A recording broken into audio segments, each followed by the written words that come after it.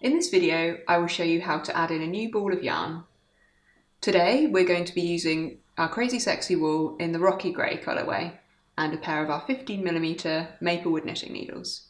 Let's get started.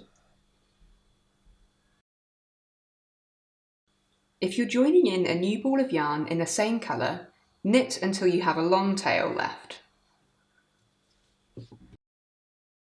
Take your new yarn and knot it onto the old tail. And you're going to want to try and knot them quite close to the needle.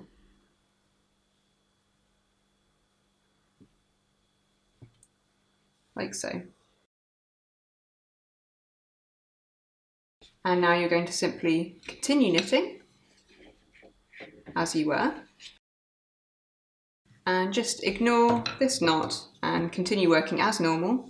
And once you've finished your project, you'll come back to this knot, untie it, and weave in your yarn tails. So there you have it. That's how to add a new ball of yarn in.